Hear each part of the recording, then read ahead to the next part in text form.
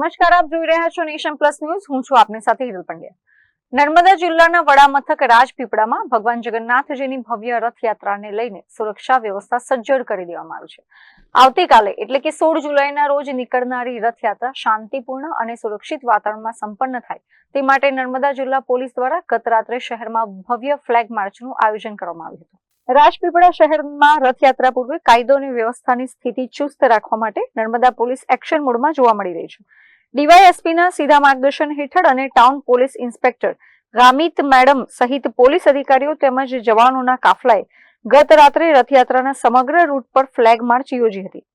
Police કાફલાએ રથયાત્રાના પ્રારંભિક માર્ગોથી લઈને જ્યાં રથયાત્રાનું સમાપન થવાનું છે તે તમામ સંવેદનશીલ સ્થળોની રૂબરૂ મુલાકાત લીધી હતી અને સુરક્ષા વ્યવસ્થાનું ઝીણવટભર્યું નિરીક્ષણ કર્યું હતું. આ ફ્લેગ માર્ચ દરમિયાન પોલીસ દ્વારા માર્ગ વ્યવસ્થા, ટ્રાફિક નિયંત્રણ અને ભીડ વ્યવસ્થાપનને લઈને જરૂરી સૂચનાઓ આપવામાં આવી હતી. ગુજરાતભરમાં આગામી 16 તારીખના રોજ રથયાત્રાનું આયોજન થનાર છે, જે અનુસંધાન રાજપીપળા ખાતે પણ એક મોટી રથયાત્રા નીકળે છે. દર વર્ષની જેમ આ વખતે પણ પોલીસ દ્વારા ચુસ્ત પોલીસ બંદોબસ્ત રાખવામાં આવેલ છે. આશરે પોલીસ અધિકારી અને માણસો થઈને 150 જેટલા પોલીસ માણસો, તે ઉપરાંત હોમગાર્ડ અને જીઆરડી પ્લસ કરી આશરે 400 થી 500 હોમગાર્ડ, જીઆરડી અને પોલીસ થઈને માણસોનો બંદોબસ્ત ગોઠવવામાં આવેલ છે. બંદોબસ્તમાં રોડ ઉપર તેમજ તેને ઉપરાંત ધાબા પોઈન્ટ છે અને જરૂરી પેટ્રોલિંગ, ઇન્ટિરિયર વિસ્તારમાં પણ પેટ્રોલિંગ રાખવામાં આવેલ છે. આ અનુસંધાને પોલીસ દ્વારા શાંતિ સમિતિની મિટિંગ પણ કરવામાં આવેલ છે.